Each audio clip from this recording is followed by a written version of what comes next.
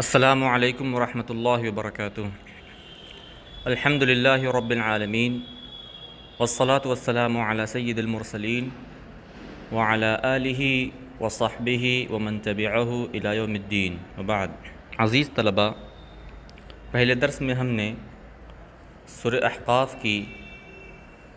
4 آیتوں کی وضاحت سنی۔ اب اس کے بعد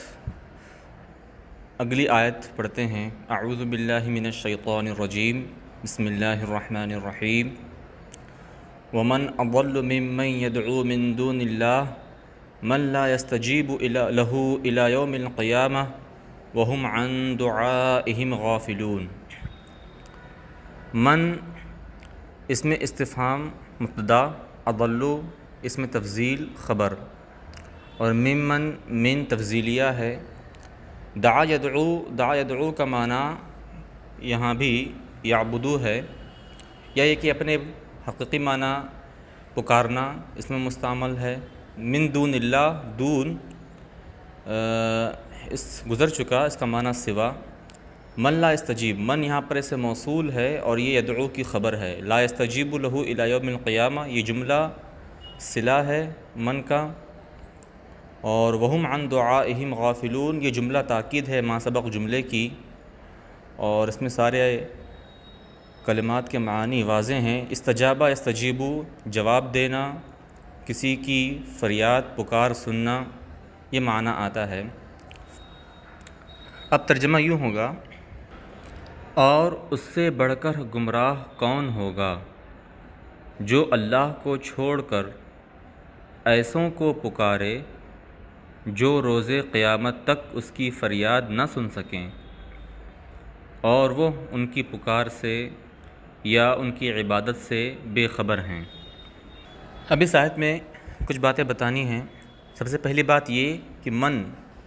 جیسا کہ میں نے بتایا، اس میں استفہام، یہ اگرچہ اس میں استفہام ہے لیکن یہ اپنے حقیقی معنی مستعمل نہیں ہے، بلکہ یہاں پر یہ انکار اور زجر و توبیخ کے لیے ہے کہ اس سے بڑھ کر کوئی گمراہ نہیں ہو سکتا۔ پھر دوسری بات، استجابہ یستجیبو، صرفی لحاظ سے اس میں تبدیلی ہوئی ہے۔ اصل میں یستجویبو تھا،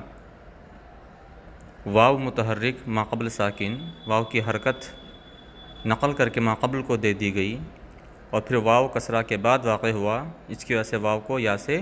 تبدیل کر دیا گیا، یستجیبو ہو گیا۔ یہ باب استفعال سے فعل مضارع ہے۔ تیسری چیز یہ بتانی ہے، جیسا کہ آپ حضرات جانتے ہیں کہ یہاں پر خطاب کفار مکہ، مشرکین مکہ سے ہے، جو کہ بے جان بتوں کو پوجتے تھے۔ اسی لیے پچھلی آیت میں قل ارأیتم ما تدعون، لفظ ما کا استعمال ہوا ہے جو کہ غیر ذوی العقول کے لیے آتا ہے، لیکن اس آیت میں من کا استعمال ہوا، جو پوجے اسے، جو اس کی فریاد نہ سن سکیں، اور من ذوی العقول کے لیے استعمال ہوتا ہے۔ اسی طریقے سے ضمیر ہم کا استعمال ہوا ہے، اور پھر اس کے بعد دعائہم، اور یہ ضمیریں بھی ذوی العقول کے لیے استعمال ہوتی ہیں، جبکہ مشرکین مکہ بے جان اور بے عقل بتوں کو پوجتے تھے۔ اس کا جواب یہ ہے کہ یہ ان کے اعتقاد اور نظریے کے لحاظ سے کہ کفار و مشرکین انہیں صاحب عقل اور صاحب تصرف سمجھتے تھے، اور ان کے ساتھ ذوی العقول جیسا برتاؤ کرتے تھے، اسی لیے ان کے عقیدے کے مطابق یہاں پر من اور ہم کا استعمال کیا گیا ہے۔ دوسرا جواب یہ کہ جب ان بتوں کے لیے استجابہ یستجیبو اور غافلون، غفلت، ان دونوں کی نسبت کی گئی ہے جو کہ ذوی العقول کے لیے استعمال ہوتے ہیں، اس لیے انہیں ذوی العقول کی ضمیر کے ساتھ استعمال کیا گیا۔ پھر اس آیت میں ایک شبہ یہ پیدا ہوتا ہے کہ کہا گیا کہ جو ایسوں کو پکارے جو ان کی فریاد نہ سن سکیں روز قیامت تک، تو کیا روز قیامت کے بعد وہ ان کی فریاد سن سکیں گے؟ اس کا جواب یہ ہے کہ یہاں پر الی یوم القیامہ یہ اگرچہ ذکر کیا گیا ہے، لیکن اس سے مراد ہمیشہ اور تابید ہے، کیونکہ ان بتوں کو پوجنا اور انہیں پکارنا مدد کے لیے یہ روز قیامت تک ہی محدود ہے، کیونکہ روز قیامت کے بعد تو ان کا بطلان کافروں اور مشرکین پر ظاہر ہو جائے گا۔ اس لیے یہاں مراد یہ ہے کہ وہ ان کی پکار کبھی بھی نہیں سن سکتے اور نہ ہی ان کی فریاد اور ان کی ضرورت پوری کر سکتے ہیں۔ بعض علماء نے اس میں ایک دوسرا نقطہ بیان کیا ہے، اور وہ یہ کہ قیامت تک تو وہ بت، بے جان بت، ان کی فریاد نہ سن سکیں گے اور کوئی جواب نہیں دے سکیں گے، اور قیامت کے بعد ان کا حال مختلف ہوگا، اور وہ کیا ہوگا جو اگلی آیت میں مذکور ہے۔ وَإِذَا حُشِرَ النَّاسُ كَانُوا لَهُمْ أَعْدَاءَ وَكَانُوا بِعِبَادَتِهِمْ كَافِرِينَ۔ حشر یحشر باب نصرہ سے جمع کرنا اس کے معنی میں استعمال ہوتا ہے۔ الناس اس میں جمع، اور اس میں جمع وہ ہوتا ہے جو کہ جمع کا معنی تو دے لیکن اسی مادے سے اس کا کوئی مفرد نہ ہو، واحد نہ ہو۔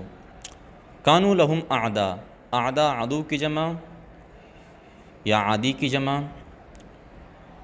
وکانوا بعبادتہم کافرین، بعبادتہم کافرین سے متعلق ہے۔ اذا یہ ظرف اور شرط کے لیے استعمال ہوتا ہے، اور جب یہ ماضی پر داخل ہوتا ہے تو ماضی کو مضارع کے معنی میں کر دیتا ہے۔ اب ترجمہ یوں ہوگا، اور جب لوگوں کو جمع کیا جائے گا تو یہ بت ان کفار کے دشمن ہوں گے اور ان کی عبادت کے منکر۔ اس ترجمے سے واضح ہوا کہ کانو میں جو ضمیر ہے اس کا مرجع یہ من اور ہم ہے، جس سے مراد یہ بے جان بت ہیں، اور لہم میں جو ضمیر ہے اس کا مرجع یہ مشرکین، کفار مشرکین ہیں، ان کے پرستار۔ اسی طریقے سے کانو میں ضمیر کا مرجع یہ بے جان بت، بعبادتہم میں جو ضمیر کا مرجع ہے وہ مشرکین۔ اب اس سے پچھلی آیت کا مفہوم بھی واضح ہو گیا کہ روز قیامت تک تو یہ بت ان کی فریاد نہ سن سکیں گے، بلکہ ان کی عبادت سے، ان کی پکار سے بے خبر ہوں گے، اس لیے کہ وہ جماعت بے جان ہیں۔ لیکن روز قیامت میں، یہ تو روز قیامت تک کا حال ہے، لیکن روز قیامت اور اس کے بعد تو یہ بت اس سے بڑھ کر ان کے دشمن ہو جائیں گے اور ان کی عبادت کے منکر ہو جائیں گے۔ دشمن ہو جائیں گے، منکر ہو جائیں گے کیسے؟ جبکہ وہ بے جان ہوں گے، یا تو اس طور پر کہ اللہ رب العزت ان میں جان پیدا کر دے گا، اور پھر وہ اپنی زبان سے ان کی عبادت کا انکار کریں گے اور یہ کہیں گے کہ یہ ہماری عبادت نہیں کرتے تھے، بلکہ یہ حقیقت میں اپنے خواہش نفس کی عبادت کیا کرتے تھے، اور ان کے ساتھ ایسا برتاؤ کریں گے جیسا ایک دشمن اپنے دشمن کے ساتھ کرتا ہے۔ یا ان کے دشمن ہونے سے مراد یہ ہے کہ یہ بت میدان حشر میں روز قیامت یا اس کے بعد ان مشرکین اور کفار کے کچھ کام نہ آئیں گے، جبکہ ان کفار اور مشرکین نے اپنی ساری عمر اور ساری زندگی ان بتوں کی پرستش کی، پوجا کی، لیکن جب ضرورت پڑی تو وہ ان کے کام نہ آئے، لہٰذا یہ ان کے دشمن ہوئے۔ وَكَانُوا بِعِبَادَتِهِمْ کافرین میں ایک احتمال یہ بھی ہے کہ بعبادتہم، میں نے بتایا کانو میں ضمیر کا مرجع یہ بت ہیں، اور بعبادتہم ہم کا مرجع یہ مشرکین ہیں۔ ایک احتمال یہ بھی ہے کہ بعبادتہم میں ہم ضمیر کا مرجع بھی یہ بت ہوں، اور یہ عبادت یہ مصدر مجہول ہو، تو اس وقت معنی یہ ہوگا، یعنی عبادت معبود کے معنی میں معنی یہ ہوگا، اور یہ بت اپنے معبود ہونے کے منکر ہوں گے۔ اور ایک احتمال یہ بھی ہے کہ ان دو آیتوں میں من اور ہم اور اسی طریقے سے اعداء اور کافرین، تو ان سے خاص یہ بے جان بت ہی مراد نہیں ہیں، بلکہ وہ جن و انس اور یہ بے جان بت جن کی پرستش کی جاتی تھی اللہ کے علاوہ دنیا میں، وہ سب مراد ہیں۔ تو ایسی صورت میں اب ہمیں تعویل کرنے کی کوئی ضرورت نہیں ہے۔ اگلی آیت ہے وَإِذَا تُتْلَىٰ عَلَيْهِمْ آيَاتُنَا بَيِّنَاتٍ قَالَ الَّذِينَ كَفَرُوا لِلْحَقِّ لَمَّا جَاءَهُمْ هَٰذَا سِحْرٌ مُّبِينٌ۔ وَإِذَا تُتْلَىٰ، تلا یتلو، تلاوہ، یہ تلاوت کا مطلب ہوتا ہے اطمینان اور دھیرے دھیرے پڑھنا، ترتیل کے ساتھ پڑھنا، ترتیل اور توقف کے ساتھ پڑھنا، اس کو تلاوت کہا جاتا ہے۔ اور آیاتنا یہ فعل مضارع مجہول ہے، آیاتنا اس کا نائب فاعل ہے۔ آیات، آیتن کی جمع، آیت کا معنی آپ حضرات جانتے ہیں، یہ ہمراہ قرآن پاک کی آیتیں۔ بینات یہ بینتن کی جمع ہے، بینتن بین کا مؤنث ہے، اور بانا یبینو ظاہر کرنے کے معنی میں ہوتا ہے، تو بینات واضحات ظاہرات اس کے معنی میں، اور یہ حال ہے آیاتنا سے۔ اور قال الذین کفروا، قال الذین کفروا کا ظرف اذا تتلی علیہم، للحق، للحق لام یہاں پر فی کے معنی میں ہے، اور حق سے مراد یہاں پہ قرآن پاک کہ جس کی تعبیر آیاتنا سے ہوئی پیچھے۔ لما جاءہم، لما ظرف کے لیے، حینہ کے معنی میں، جاءہم میں ضمیر کا مرجع حق ہے۔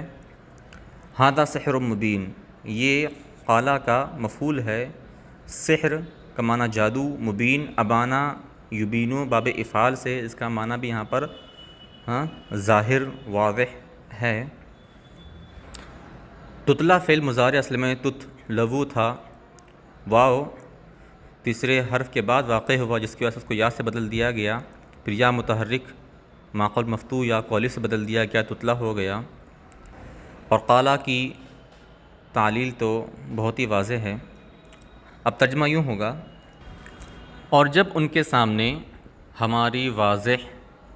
آیتیں پڑھی جاتی ہیں تو کافر اس حق کے بارے میں یا اس حق کے متعلق جب ان کے پاس آیا کہتے ہیں یہ تو کھلا جادو ہے۔ آگے ہے ام یقولون افترا،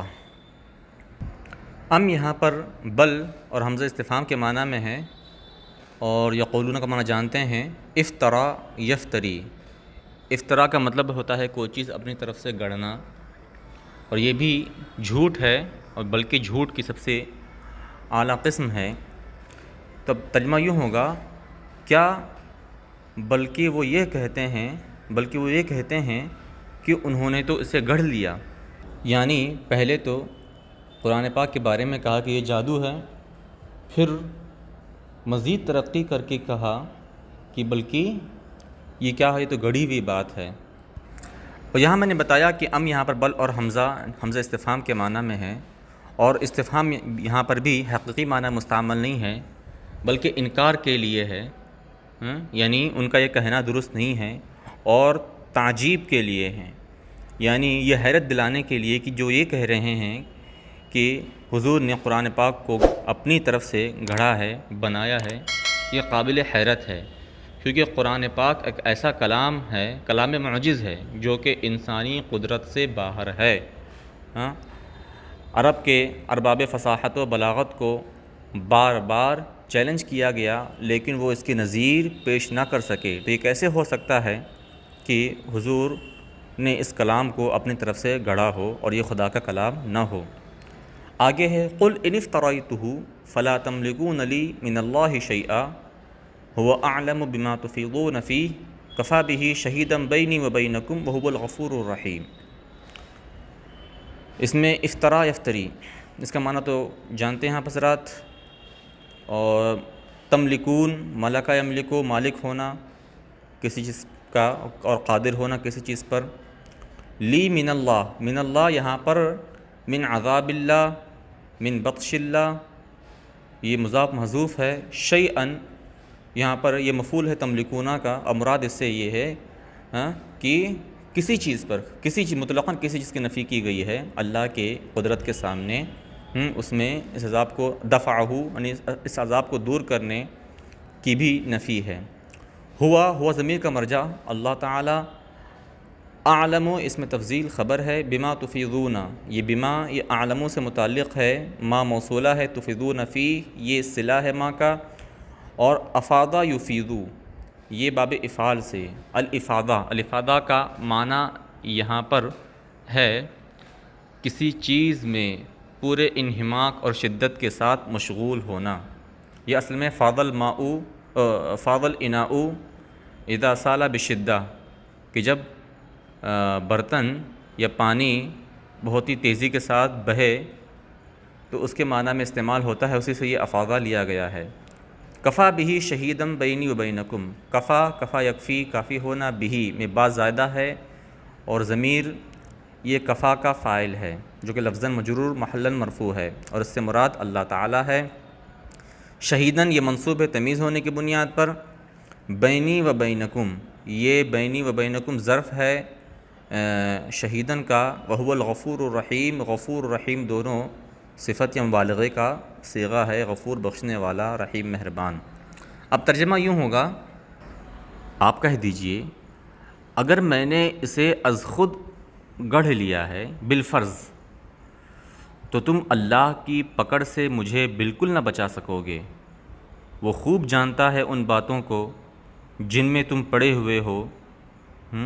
یا قرآن کے بارے میں، اسلام کے بارے میں، رسول کے بارے میں جو تم بولے جا رہے ہو، مشغول ہو جن میں،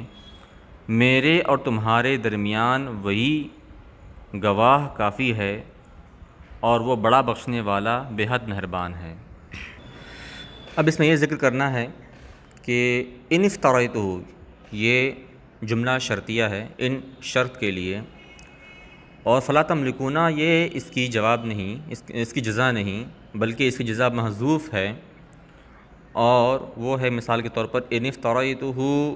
فعاقبنی ربی، اگر بالفرض میں نے اسے گڑھا ہوتا تو میرا رب مجھے عذاب دیتا، عقاب دیتا۔ پھر یہ اسی جزا پر عطف ہے تو تم اسی پہ تفریح ہے، تو میرا رب مجھے عذاب دیتا تو تم مالک نہیں ہوتے میرے لیے اللہ سے، یعنی اللہ کے عذاب سے کسی چیز کی، یعنی اس کو دور کرنے کے۔ تو شیئاً سے مراد دفعہ من اللہ من عذاب اللہ، یعنی اے کفار تم بھی یہ مانتے ہو کہ اللہ رب العزت بہت ہی قہار جبار اور بڑا قدرت والا ہے، تو اگر میں کوئی کلام اپنی طرف سے گڑھوں اور اس کی طرف منسوب کروں تو کیا مجھ کو وہ عذاب نہ دیتا؟ اور کیا میں تمہیں لبھانے کے لیے، تمہیں گمراہ کرنے کے لیے اگر میں ایسا کام کروں، اللہ کی طرف جھوٹ منسوب کروں اور وہ مجھ کو عذاب دے تمہارے لیے یہ سب، تو کیا تم اللہ کا عذاب مجھ سے دور کر پاؤ گے؟ ہرگز دور نہیں کر پاؤ گے۔ اور اللہ خوب جان رہا ہے جن باتوں میں تم مصروف ہو، قرآن اور اس کی آیتوں میں طعن و تشنیع کر رہے ہو اور میری دعوت سے، اسلام سے روگردانی کر رہے ہو، اب وہی کافی ہے گواہی دینے کے لیے میرے اور تمہارے درمیان کہ وہ میری سچائی اور تمہارے کذب کی گواہی دے، اور اس بات کی گواہی دے کہ میں نے تم تک اپنا اللہ کا پیغام پہنچایا اور تم نے اسے جھٹلایا، اس کا انکار کیا، اور وہ بخشنے والا مہربان ہے اگر تم توبہ کرو، رجوع کرو، اسلام لاؤ تو۔ پھر اس کے بعد اس کا ذکر ہے کہ حضور فرماتے ہیں کہ یہ جو تم میری نبوت کا انکار کرتے ہو اور میری دعوت میں شک کرتے ہو، تو یہ کیوں کرتے ہو؟ ایسا تو نہیں کہ میں کوئی پہلا رسول ہوں دنیا میں، مجھ سے پہلے بھی رسول آئے اور انہوں نے اسلام کی دعوت دی اور راہ راست کی دعوت دی، تو آخر میرا انکار اور میری دعوت میں شک کیوں؟ چنانچہ فرماتا ہے اللہ رب العزت قل ما كنت بدعا من الرسل وما ادری ما يفعل بی ولا بکم ان اتبع الا ما یوحى الی وما انا الا نذیر مبین۔ قل خطاب حضور سے، ما كنت ما نافیہ، بدعا من الرسل رسول کی جمع، اور یہ من الرسل بدعا کی صفت ہے، بدع کا مطلب ہوتا ہے انوکھا، یا کوئی پہلی چیز، پہلا، یا کوئی ایسی انوکھی چیز جس کی کوئی نظیر نہ ماضی میں ہو نہ حاضر میں۔ اور یہ بدعن یا تو مصدر ہے، تو ایسی صورت میں یہاں پر مضاف محذوف ہوگا، ما کنت ذا بدع من الرسل، ذا مضاف محذوف صاحب کے معنی میں۔ یا یہ کہ بدعن یہاں پر صفت مشبہ ہے فعلن کے وزن پر، جیسے صفرن، تو بدع یہاں پر بدیع کے معنی میں۔ ما ادری، ما ادری ما نافیہ، درا یدری جاننا، ادریو تھا، یا ساکن کر دی گئی، آخر میں واقع ہونے کی یاسیہ متحرک۔ ما یفعل بی ولا بکم، یہاں پر ما یہ استفہام کے لیے بھی ہو سکتا ہے اور یہ ما موصول بھی ہو سکتا ہے۔ تو اگر ما موصولہ ہو تو یہ ادری کا مفعول ہوگا، اور اگر ما استفہامیہ ہو تو یہ پورا جملہ محلاً منصوب ہوگا، مفعول ہوگا ادری کا۔ یفعل بی ولا بکم، ما اگر اس میں استفہام ہے تو مبتدا، اور یفعل بی ولا بکم یہ جملہ خبر اس کی، اور اگر ما موصول ہے تو یفعل بی ولا بکم یہ جملہ صلہ ہوگا اس کا۔ بی یفعلو سے متعلق، ولا بکم۔ ان اتبع، ان یہ ما کے معنی میں نفی کے لیے، اتبع الا استثناء کے لیے، اور آپ حضرات جانتے ہیں کہ جب نفی اور استثناء جمع ہوں تو وہاں پر اس بات کا معنی حصر کے ساتھ یہ پیدا ہوتا ہے۔ ما یوحا، ما مفعول ہے اتبع کا، اور یہ سے موصول ہے یوحا، اوحا یوحی، یہ وحی کرنا باب افعال سے، اور یہاں پر یہ فعل مضارع مجہول کا صیغہ ہے، یوحیو تھا، یا متحرک ما قبل مرفوع یا کو الف سے بدل دیا گیا۔ یوحا الیہ، الیہ یوحا سے متعلق ہے۔ وما انا الا نذیر مبین، یہاں پر بھی ما نافیہ، انا مبتدا ہے، نذیر مبین خبر ہے اس کی، مبین صفت ہے نذیر کی، الا استثناء ہے، اور نفی اور استثناء جمع ہو تو اس بات کا معنی پیدا ہوتا ہے اور حصر کا۔ نذیر، نذیر یا تو یہ اس میں مصدر ہے انذار کے معنی میں، یا یہ کہ نذیر یہاں پر اس میں فاعل منذر کے معنی میں ہے، ڈر سنانے والا۔ انذار کا معنی میں بتا چکا ہوں، الاعلام، الاعلام بشیء یشتمل بامر یشتمل علی التحدید، کہ کسی دھمکی یا تو کسی خوفناک چیز کی خبر دینا، کسی ایسی چیز کی خبر دینا جو تحدید دھمکی پر مشتمل ہو، اس کو انذار کہتے ہیں۔ اب ترجمہ یوں ہوگا، آپ کہہ دیجئے میں کوئی انوکھا رسول تو نہیں، اور میں نہیں جانتا میرے ساتھ کیا کیا جائے گا اور تمہارے ساتھ کیا، میں تو بس اس وحی کی پیروی کرتا ہوں جو میری طرف بھیجی جاتی ہے، اور میں تو صرف صاف صاف ڈر سنانے والا ہوں۔ اب اس آیت میں ایک تو وحی کا ذکر ہے۔ وحی کا معنی تو آپ حضرات جانتے ہیں، اللہ رب العزت کا پیغام جو وہ اپنے رسولوں اور انبیاء تک، کبھی فرشتے کبھی براہ راست جو پیغام بھیجتا ہے اس کو وحی کہتے ہیں۔ اور ایک دوسرا ایک اہم مسئلہ جو اس آیت میں ہے، وہ اس آیت کے جز وما ادری ما یفعل بی ولا بکم اس سے متعلق ہے۔ اس آیت سے بظاہر یہ سمجھ میں آتا ہے، ثابت ہوتا ہے کہ حضور کو اس کا علم نہیں ہے کہ ان کے ساتھ کیا ہونے والا ہے، اور نہ ہی اس کا علم ہے کہ دوسروں کے ساتھ کیا ہونے والا ہے، جبکہ اہل سنت و جماعت کا یہ عقیدہ ہے کہ اللہ رب العزت نے حضور کو مستقبل کا، غیب کا علم عطا فرمایا ہے، اور انہیں اپنے انجام کی بھی اور دیگر مؤمنین اور بلکہ کفار کے انجام کی بھی خبر ہے۔ تو اب اس آیت کا کیا جواب ہے؟ مفسرین نے اس کے کئی طرح سے جواب دیے ہیں۔ اچھا، اس سے پہلے یہ بات کہ جب اس آیت سے جب یہ ظاہر ہو رہا ہے، جب یہ ثابت ہو رہا ہے اس کے ظاہری الفاظ سے، تو اس کے جواب کی کیا ضرورت ہے؟ اس کے جواب کی ضرورت اس لیے ہے کہ قرآن پاک کی دوسری آیتیں اور بہت سے احادیث کریمہ جو کہ مجموعی طور پر تواتر تک کی حد تک پہنچتی ہیں، اس سے یہ ثابت ہوتا ہے کہ اللہ رب العزت نے حضور کو غیب کا اور مستقبل کا علم عطا فرمایا ہے۔ تو اب ان آیات اور ان احادیث سے یہ آیت متعارض ہو رہی ہے۔ اب اسی لیے اسی دفع تعارض کے لیے ایسا نہیں ہے کہ یہ عقیدہ اہل سنت نے پہلے سے بنا لیا، اس کے بعد اب اس کی تعویل، اس آیت کی تعویل کر رہے ہیں، کیونکہ اصل یہ ہے کہ قرآن پاک کی تعویل وہاں ہو جہاں پر اس کی ضرورت ہو، ورنہ اس کا ظاہری معنی ہی مراد لیا جائے۔ تو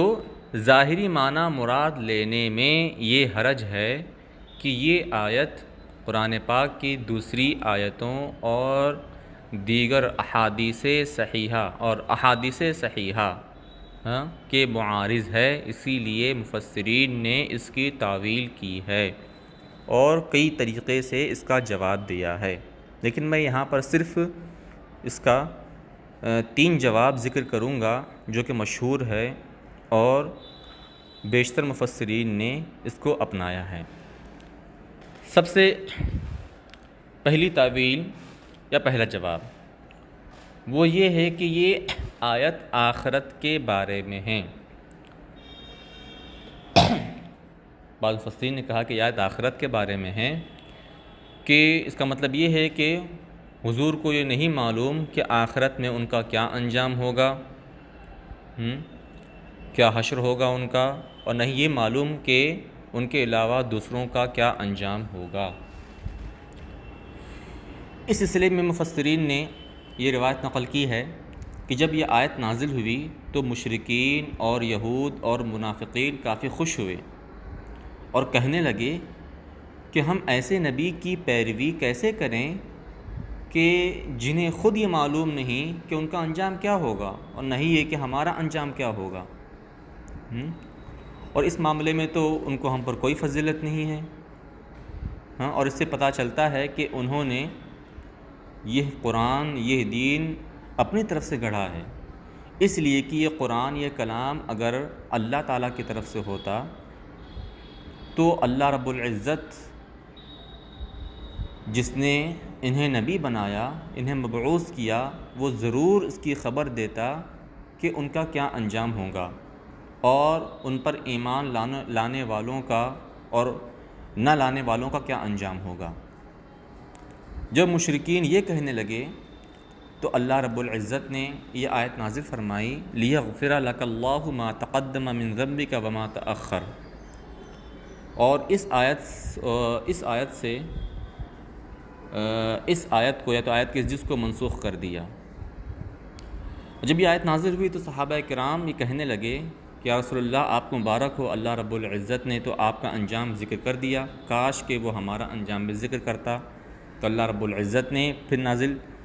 فرمائی آیت لِيُدْخِلَ الْمُؤْمِنِينَ وَالْمُؤْمِنَاتِ جَنَّاتٍ تَجْرِي مِن تَحْتِهَا الْأَنْهَارُ، اور پھر ایک دوسری آیت نازل فرمائی وَبَشِّرِ الْمُؤْمِنِينَ بِأَنَّ لَهُم مِّنَ اللَّهِ فَضْلًا كَبِيرًا، اور اس سے مؤمنین کا انجام بھی ذکر کر دیا۔ لہٰذا ان 2 یا 3 آیتوں سے ہماری یہ آیت یعنی وَمَا أَدْرِي مَا يُفْعَلُ بِي وَلَا بِكُمْ یہ منسوخ ہے۔ یہ مفسرین کا پہلا جواب ہے۔ دوسرا جواب جو بعض مفسرین نے دیا ہے اس کا وہ یہ ہے کہ اس سے مراد آخرت کے علم کی نفی نہیں بلکہ دنیا کے علم کی نفی ہے، کیونکہ آخرت کے علم کا علم تو اللہ رب العزت نے حضور کو دیا ہی ہے، اور یہاں پر جو علم کی نفی ہے وہ دنیا کے علم کی نفی ہے، یعنی مجھے نہیں معلوم کہ کل میرے ساتھ دنیا میں کیا ہونے والا ہے، کیا دیگر انبیاء کی طرح مجھے بھی میری قوم جلا وطن کر دے گی جیسا کہ مجھ سے پہلے انبیاء کو جلا وطن کیا گیا، یا یہ کہ مجھے بھی شہید کر دے گی جیسے کہ کچھ انبیاء کو شہید کیا گیا، یا مجھے نہیں معلوم کہ کیا میری قوم پر بھی عذاب آئے گا جیسا کہ سابقہ امتوں اور قوموں پر آیا، کہ بعض پر سنگساری کی گئی، بعض کو زمین میں دھسا دیا گیا وغیرہ وغیرہ، یہ سب مجھے نہیں معلوم۔ اگر اس آیت میں علم سے یہ علم دنیا بھی مراد ہو تو بھی یہ آیت منسوخ ہے، کیونکہ اللہ رب العزت نے حضور کو دنیا کے غیب کا اور دنیا میں مستقبل کا بھی علم عطا فرمایا۔ چنانچہ دوسری آیت میں ہے لِيُظْهِرَهُ عَلَى الدِّينِ كُلِّهِ، اور ایک دوسری آیت میں وَمَا كَانَ اللَّهُ لِيُعَذِّبَهُمْ وَأَنْتَ فِيهِمْ۔ لہٰذا ان آیتوں سے یہ ثابت ہوتا ہے کہ اللہ رب العزت نے حضور کو دنیا کا بھی علم دیا اور دنیا میں مستقبل کا بھی علم دیا، اور یہ بھی بتایا کہ جب تک آپ ان میں موجود ہیں تو اللہ انہیں آپ کی امت کو نیست و نابود نہیں کر سکتا، ان پر سابقہ امتوں کی طرح عذاب نازل نہیں کر سکتا۔ نیز یہ کہ بہت سی احادیث سے ثابت ہے کہ حضور پاک صلی اللہ علیہ وسلم نے صحابہ کرام کو قیامت تک ہونے والے واقعات کی اطلاع دی، خبر دی۔ تو اس سے پتہ چلتا ہے کہ حضور کو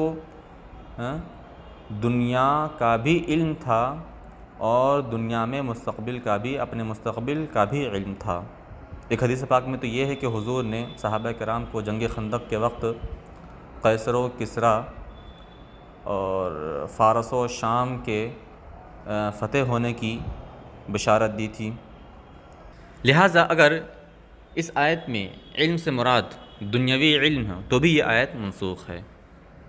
ایک تیسرا جواب جو بعض مفسرین نے دیا ہے وہ یہ ہے کہ اس آیت میں وما اعلم، اعرف یہ الفاظ مذکور نہیں ہے، بلکہ یہاں پر ما ادری، لفظ ادری مستعمل ہے،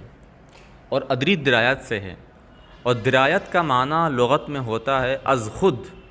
اپنی عقل و فہم سے، قیاس سے، تخمینے سے کسی چیز کو جاننا۔ اور یہ تو اہل سنت کا بھی مذہب ہے کہ حضور کو جو بھی علم ہے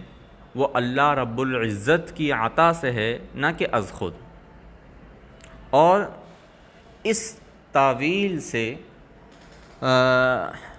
بلکہ یہ تعویل یہ سیاق کے بھی مناسب ہے، اس کے بھی مطابق ہے کہ مجھے اپنی طرف سے از خود یہ علم نہیں ہے کہ میرے ساتھ کیا ہونے والا ہے یا تمہارے ساتھ کیا ہونے والا ہے، بلکہ جو بھی علم ہے وہ وحی الہی سے ہے، اللہ تعالیٰ کی عطا سے اور اس کے بتانے سے ہے۔ ان اتبع ما یوحی الیہ، کہ میں تو صرف اسی کی پیروی کرتا ہوں، اسی علم پر عمل کرتا ہوں کہ جو علم اور جو وحی میری طرف بھیجی جاتی ہے۔ چلیے آگے بڑھتے ہیں۔ قل ارأیتم ان کان من عند اللہ وکفرتم بہ وشہد شاہد من بنی اسرائیل علی مثلہ فآمن واستکبرتم ان اللہ لا یہدی القوم الظالمین۔ اس میں کوئی مشکل لفظ تو نہیں ہے۔ شہیدہ کا یا شہدو کا معنی گواہی دینا، شاہد اسی کا اسم فاعل ہے۔ بنی اسرائیل یہ قوم، یہ امت آپ ذرا جانتے ہیں ان کے بارے میں۔ حضرت یعقوب علیہ السلام کی اولاد کو بنی اسرائیل کہا جاتا ہے، اور اس قوم، اس امت میں اللہ رب العزت نے کافی انبیاء بھیجی۔ قرآن پاک میں بنی اسرائیل کا جا بجا ذکر ہے۔ علی مثلہ میں ضمیر کا مرجع قرآن ہے، فآمنا، آمنا میں ضمیر کا مرجع شاہد ہے، واستکبرتم، استکبرتم عن الایمان، عن الاسلام۔ اور یہ ان کان من عند اللہ، ان شرطیہ ہے۔ پھر اس کے بعد وکفرتم بھی، وکفرتم بھی سے لے کے واستکبرتم، یہ چاروں جملے یا تو حال ہیں یا پھر عطف ہیں اس پر، بہر کیفی جزا نہیں ہے۔ تو اب ان شرط کی جزا کہاں ہے؟ ان شرط کی جزا محذوف ہے، اس کی جزا یا تو فقط ظلمتم یہ ہے، یا کہ الستم ظالمین یہ ہے۔ اور اس جزا پر آنے والا جملہ ان اللہ لا یہدی القوم الظالمین، یہ جملہ دلالت کر رہا ہے، بتا رہا ہے۔ اچھا، قل ارأیتم، ارأیتم کی وضاحت میں گزشتہ سبق میں کر چکا ہوں کہ یہاں پر ارأیتم قرآن پاک میں اخبرونی کے معنی میں مستعمل ہوتا ہے۔ اب ترجمہ سنیے۔ آپ فرمائیں ذرا بتاؤ یا کیا تم نے غور کیا اگر یہ قرآن اللہ تعالیٰ ہی کی طرف سے ہو اور تم اس کا انکار کر چکے ہو، اور اس جیسے ایک کلام پر بنی اسرائیل کا ایک گواہ گواہی بھی دے چکا ہے، تو وہ گواہ ایمان لے آیا اور تم نے تکبر کیا ایمان لانے سے، یقیناً اللہ ایسے ظالموں کو ہدایت نہیں دیتا۔ اچھا، اس آیت میں سب سے پہلے یہ ذکر کرنا ہے کہ شہیدہ شاہدن، بنی اسرائیل کا گواہ، اس گواہ سے کون مراد ہے؟ تو بیشتر مفسرین نے یہ بتایا کہ شاہد سے مراد یہاں پر حضرت عبداللہ بن سلام ہیں۔ حضرت عبداللہ بن سلام یہ یہودیوں کے بہت بڑے عالم تھے، اور جب حضور مدینہ تشریف لائے تو انہوں نے اس حضور کے ہاتھ پر اسلام قبول کیا، اور علی مثلہ میں ہو ضمیر کا مرجع قرآن پاک ہے، اور مثل یہاں پر زائد ہے، تو مراد یہ ہے کہ بنی اسرائیل کے گواہ نے قرآن پر گواہی دی، یعنی اس پر گواہی دی کہ قرآن حق ہے، اللہ تعالیٰ کی طرف سے ہے۔ اور یہ گواہی کیسے دی؟ کیونکہ وہ توریت کے عالم تھے، اور انہوں نے دیکھا کہ قرآن پاک اور توریت یہ دونوں اصول میں ایک دوسرے کے موافق ہیں، کچھ جزیات میں الگ اختلاف ہے، ورنہ اصول میں جیسے کہ توحید ہے، قیامت ہے، بعث ہے، حساب ہے، جزا ہے، سزا ہے، تو یہ موافق ہے۔ اسی لیے حضرت عبداللہ بن سلام نے گواہی دی اس بات پر کہ یہ قرآن برحق ہے اور یہ اللہ تعالیٰ کی طرف سے ہے۔ یا یہ کہ مثل یہاں پر زائد نہیں ہے، اور مراد یہ ہے کہ حضرت عبداللہ بن سلام نے قرآن کے مثل نازل ہونے کی گواہی دی، اور ان کا مثل کیا ہے؟ جو حضرت موسیٰ علیہ السلام پر نازل ہوا، توریت، اور یہ بتایا کہ قرآن اور اس کے مشمولات، اس کے مثل تو موسیٰ پر بھی نازل ہو چکا ہے، جس پر یہود ایمان رکھتے ہیں، تو یہ قرآن کا انکار کیوں کر رہے ہیں؟ اچھا، اس تفسیر پر کہ شاہد سے مراد یہاں پر حضرت عبداللہ بن سلام یہ مراد لیے جائیں، اس تفسیر پر یہ آیت مدنی ہوگی جبکہ یہ صورت مکی ہے۔ تو جن مفسرین نے شاہد کی تفسیر یہاں پر حضرت عبداللہ بن سلام سے کی، تو ان مفسرین نے اس آیت کا استثناء کیا اور کہا کہ یہ آیت مدنی ہے، کیونکہ حضرت عبداللہ بن سلام یہ مدینہ میں ایمان لائے، یعنی بعد ہجرت ایمان لائے۔ کچھ مفسرین نے یہ بھی کہا کہ یہاں پر شاہد سے مراد حضرت موسیٰ علیہ السلام ہیں، اور ان کی شہادت سے مراد وہ ہے جو کہ توریت میں مذکور ہے، حضور پاک کا حال، ان کا ذکر اور ان کے آنے کی بشارت وغیرہ وغیرہ۔ لہٰذا اس تفسیر پر یہ آیت مکی ہی رہے گی، اور حضرت موسیٰ کے ایمان لانے سے مراد قرآن کے جو مضامین ہیں، جو کہ توریت کے مضامین کے موافق ہیں، اس پر ایمان لانا۔ اور مطلب یوں ہوگا کہ اے کفار یا اے یہود، اگر مان لو کہ قرآن اللہ تعالیٰ کی طرف سے ہو، اور یقیناً ایسا ہے بھی، کیونکہ ایک گواہ نے، بنی اسرائیل کے گواہ نے گواہی بھی دی ہے کہ جسے تم مانتے ہو، جس گواہ کو، تو اور اس نے وہ ایمان بھی لایا، لیکن اس کے باوجود تم نے اس قرآن کا انکار کیا، تو اس حال میں کیا تم ظالم نہیں ہوگے؟ یقیناً ظالم ہوگے۔ اللہ ایسے ظالموں کو ہدایت نہیں دیتا۔ آج اتنے پر اکتفا کرتے ہیں، بقیہ انشاءاللہ اگلے درس میں۔ السلام علیکم ورحمۃ اللہ وبرکاتہ۔